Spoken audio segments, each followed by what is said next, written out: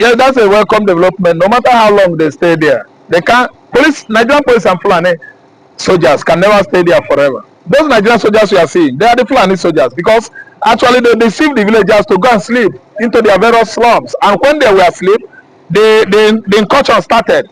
The invaders, they came at night, the Fulani herders, and disallowed all the villagers in their various slums and set their houses ablaze. And you can see how painful it is. The same soldiers and police are now protecting the central mosque, the biggest mosque in Afikpo. I'm telling you that they can never stay there forever. When they stay there and get tired, they will go to the various barracks, and the youths in Ebonyi State, they will still carry out that act that they actually wanted to do. They must perpetrate that act because they actually know that the problem we have in Ebonyi State now is the few Muslims, Igbos that turn into Muslim in Ebonyi State. That's why the Fulani infiltrations, it has started. They'll align with those Igbos and know, formulate their plans, scheme out their plans, their ways, and their modus operandi, how to operate in those communities and get the inhabitants, the villagers, the natives, disalived or pied. And it actually worked for them. So what is the need of protecting the mosque? Well, you know that mosque has been there, situated since how many years now? That Tinubu take over, from Jonathan. They deceive those gullible Ebonyi people into going to Arabic university, bringing Arabic bank, Islamic bank, deceive them by giving them loans. Yes, education loans. They use it to train their children because you have the Igbos that are poor today. It is in Ebonyi State. So that is how they manipulated them today. But I'm telling you that they have failed because Ebonyi youth, they have begun to understand our common problem in the southeastern Nigeria. Even in their state, it is because of those newly changed Muslims among the Christians there. They are the problem we have. And the Ebonyi youth, they must actually prevail. Soldiers must station there. It's coming. When it will actually overwhelm the soldiers, they will all run helter-skelter for their life. And the Ebonyi State will say, touch that mosque down. We don't need that kind of thing in our life, in Igbo land. Why not come into Igbo land or a Catholic priest going to Soto, enter Sultana Palace, ask him to give his life for Jesus. After giving his life to Jesus, they will build a cathedral on the other side of the palace, bringing the palace in the middle of the palace. Yeah, if buy into Christianity too, you think that you are the owner of Christianity. That's why you don't ask what it takes to be a Christian. You only just sell Islam to us. What is it that we gain from your religion? Have you one day in history wake the dead from death? Have you one day in history made the deaf and dumb to speak? What our God is doing for us is called bringing people into Christendom. There are many people that repented today because of miracles, signs and wonder that the God of the Christians are doing for them. A Christian is a follower of Christ. Christ is Jesus himself. He is the Son of the living God. No matter what Sultana think, no matter what the Muslims, Islamic ideologies think, Jesus Christ is the Lord, the Savior of the whole mankind, forever and ever and ever. So, Mr. Arab, what could be the reason why the Ebonyi youth are now becoming, are now turning or changing to Islam? What do you think is their motivation? Poverty. Poverty kills slower than poison. I don't know what I understand. There are poison that kills slow. But when poverty comes, poverty can sell many things into your brain.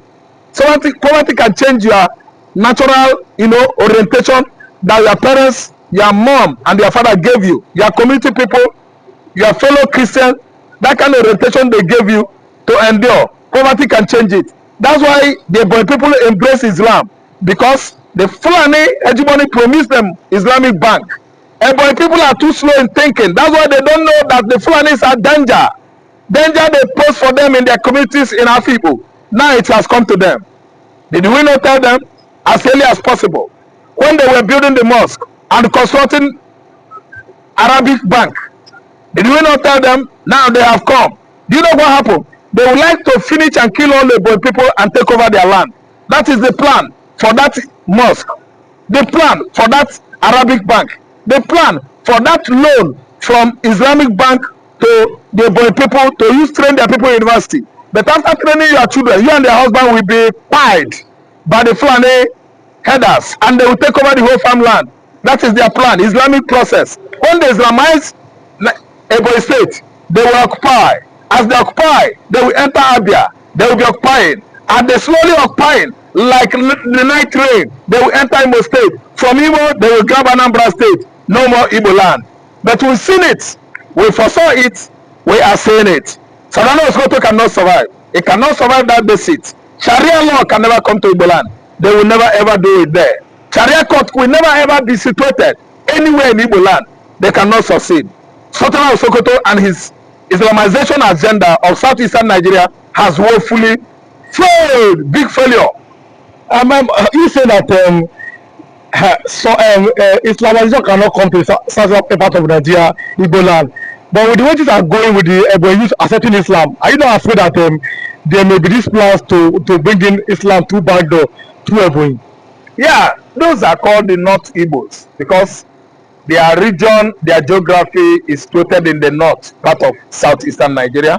So they are sharing border with Benue. That's why we call them North Igbos. Then their own understanding is too low and slow. They are people that are very wretched and the poor in Igbo land. That's why they actually embrace Islamic Bank. That Islamic Bank is from where they grant them loan to train their children in school.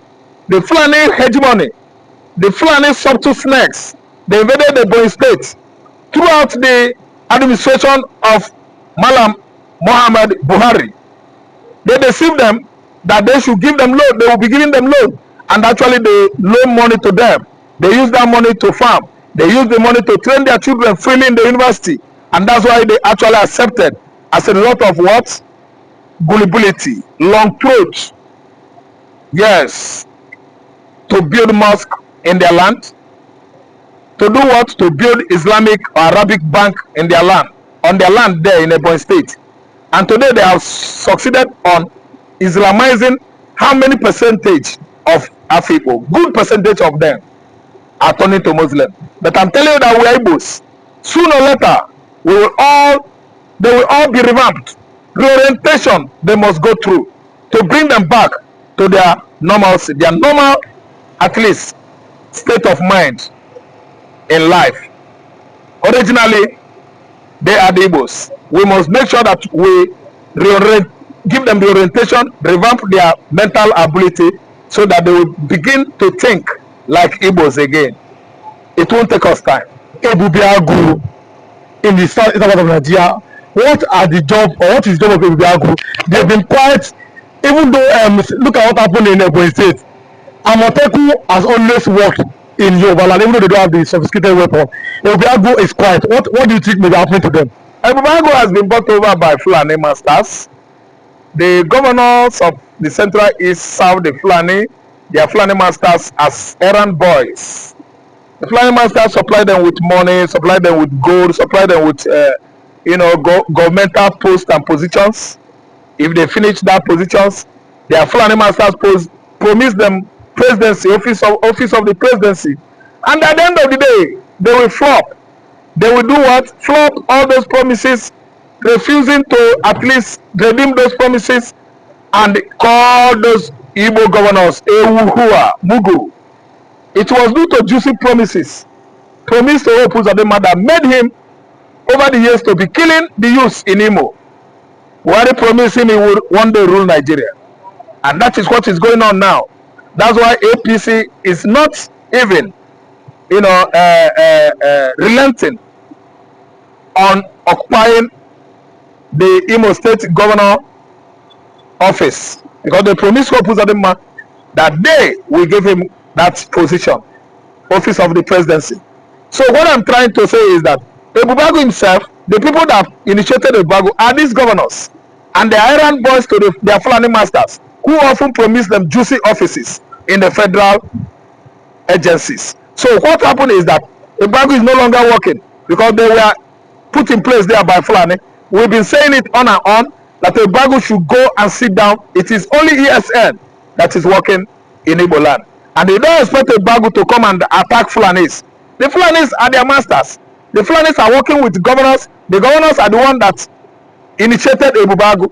So Ebubagu security, outfit in Igbo land are crippled, incapacitated, and this at least deactivated. They can no longer work, operate, or being effectual because they are errand boys of Fulani Janjaweeds. Then before I let you go, Nigeria has not learnt anything from the civil war. This is coming from Yakubu Dogara, former speaker of the House of Reps in Nigeria. What are your opinions about that statement from Dogara? Nigeria has not learnt anything from the civil war. Dogara is a small boy from Fulani land. He has never, he's not. Dogara was former governor of Sokoto now. That was Tambuwal. Okay, Tambuwal. Okay, Dogara was former governor of Bauchi. Okay, speaker. Yeah, not a Speaker of House of Reps. Yes. Yeah, he was a small boy when the war was raging between Biafra and Nigeria. He had no experience of how war, the war of 1967 to 70 happened. He was a child. He was, abusing, drinking brukutu, milk and fra. So he has been brainwashed by their local food, and all of a sudden he was exalted into that highly, designated position of being, a speaker of lower legislative chamber. So he's talking as a man who believes that they dominate Nigeria, that there's nothing like war, and if it happens, they believe it's going to weigh down on the Igbos, not knowing that any other war that happens now, Fulani will leave Nigeria. Because we'll be from Igbo land, go and be attacking them in the north. Before, when we were fighting war, we were defending, going backward. But this time, no retreat, no surrender. Dogara himself will actually pray for war no longer escalate, not to escalate in Nigeria. Because every nook and cranny of Nigeria must actually experience it. Dogara is not speaking as a man of experience. We the Igbos, we have experience. So he was the one that doesn't know the war of 1967 to 70. We are the Igbos that actually felt it. We know. He doesn't know. But so what happens is that he will be the one to blame himself. No, instead of them, Nigerians have not learned from that civil war. But I also said, people that are claiming IPOB, Odua, people, he dismissed them. He not mentioned them Fulani estimate that will be disturbing Nigeria. What do you think that may be giving this party? People will not he is a trouble by God. He is part and parcel of Islamization agenda that is going on in the southern Nigeria. He is trying to carry it out with his, kinsmen, the Sultana, and so on and so forth. They are the one at the helm of Islamization agenda. He is nobody but a Fulani man. Even though if he is not, he's an Islamist. He feels that they are the master. minority Christian from the north. Yes, minority Christian in the north. Yes, he believes that they are everybody. They are everywhere. They are the owner of Nigeria. Not knowing that even though if he's a Christian Fulani or Christian Hausa, he's going to experience war this time around. They are the one beating the drum of war. He's not saying anything about a whole Satan of Soto stretching forth his hand towards the south to situate Sharia court in the land of the Christians. The Christians are the Southwesterners. The Christians are the Southeasterners. What relationship does Islamic religion have with Christianity? You should practice your own in your region. I should be practicing my own in my region. The IPOB are agitating for what? Self-determination and actualization.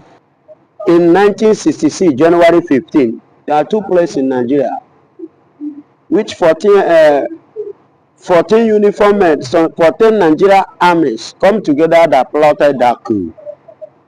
Only 4 Yorubas and 2 Igbos. Ifajuna and what is his name? Only 2 Igbos.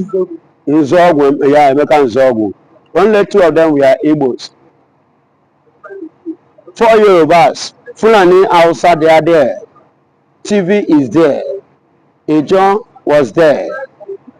They are in total number of how many? 14. Then after the coup d'etat, 1966. The same year in 1966, after the coup, Aguiyi-Ironsi, General Aguiyi-Ironsi, took over the power as a president, military president in Nigeria. Guess what happened?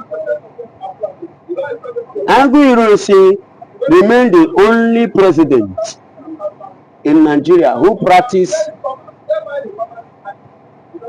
unitary government in Nigeria, who intend to unite Nigeria. And he moved from near Lagos. But somebody said that outside the culture that the coup was an Igbo coup, the first military coup in Nigeria. That is what I'm saying. That's why I started like that. There were about 14 in number who plotted the coup. 4 Yorubas are involved, 2 Igbos, both Fulani Hausa, they are there. Ejo man was there. Benue man was there. You understand? There were many of them like that. Both Ishan man was there. Completely make 14. But only 2 were Igbos. Ifajona and Emeka Nzogu, 4 Yorubas. But at the end of the day, out of that hatred, they target what? Igbo king. Then after that, the next thing, like I said, Aguiyi-Ironsi became the first president, unitary president in Nigeria. He intended to do what? To unite Nigeria. But at the cost of his own leadership, we have 21 soldiers, military personnel promoted under his regime. As at that time, are you hearing me? As at that time. So, in which the 21 of them, 19 were Igbos. Are you hearing me? 19 were Igbos, 1 Yoruba and 1 Hausa. Out of the 21 promoted soldiers under his cabinet during his tenure after the coup d'etat, he now moved from Lagos here down to Ibadan just for the same peace talk, for us to remain as one, for us to have a common understanding and reason that what happened has happened. Let's come together to build this country. In Ibadan there, inside one interior village at Ibadan, that was where this man was murdered. I can't remember vividly the governor of Ibadan at that time. I can't remember. I don't want to make mistake. Are you getting it? The man is a Yoruba man. He pleaded. He either like it or something like somebody. He's a Yoruba man anyway. He pleaded for these soldiers to leave him, which they refused. And some others, elders, they refused and they killed Aguiyi-Ironsi. It was as a result of the murdering of Aguiyi-Ironsi that prompted Gowon taking over power. And as at that time, Gowon was not the person that's supposed to take over power, because him and Ojukwu enrolled in the military the same year. But Ojukwu seniored him, both in education in the military. You understand me? Now, Ojukwu now said, you are not the right person to assume office. There were 2. Either one man from Borno State or the Yoruba man that's supposed to take over power. He said these are the only 2 people he knew that seniored him in the military.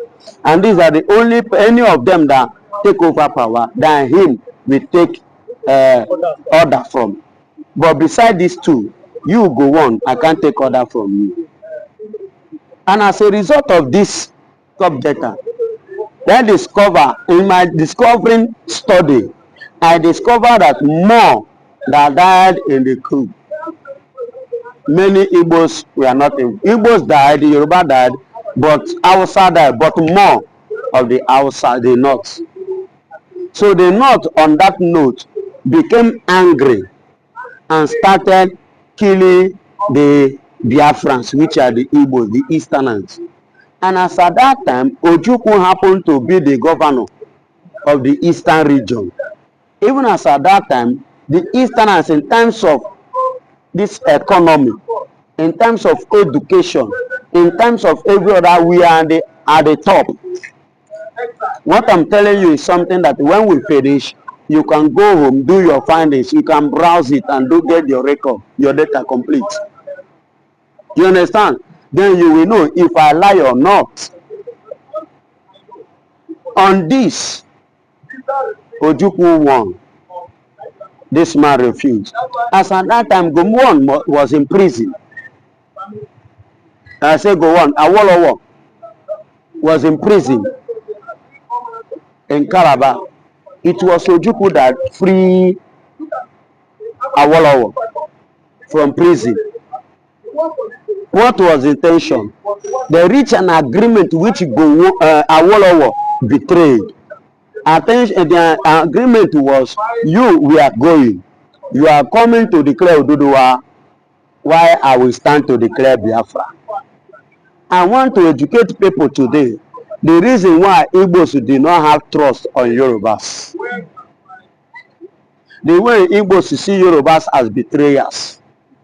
The reason why Igbos see Yoruba as people that are like this, they are not straightforward. I don't know if I'm making a point here. So after the reason go on, and with this agreement, when Gowon reached Lagos, the music changed. Gowon did not dance as they agreed.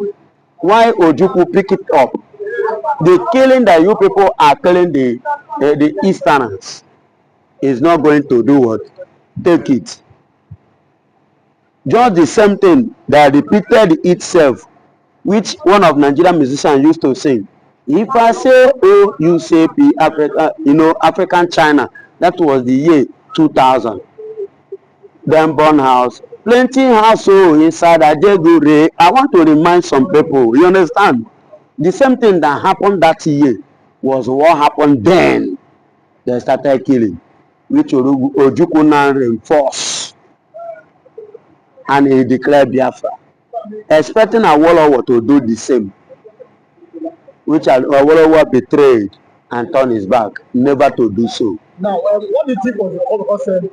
Because we have heard former Speaker of the House of Representatives, former Speaker of the House of Rep this morning said that Nigeria has not learned any lesson from the Civil War. Do you agree with him? Yes. Do you know why I start from details? I want people to see the foundation of what is going on in Nigeria, how it started, that leads to where we are today. That's why I cool down to narrate this, to point on this. There are many. I'm just giving you some brief so that you can go and do your part and get the remaining details. Nigeria have not learned their lessons. Because during the war and after the war, by now, Nigeria would have think and go back to the step of that unitary government being led under the government of Aguiyi to unite this country and do the needful and balance the economy and balance the development and balance things on the three regions that make up Nigeria. But these people did not reason it that way. You see,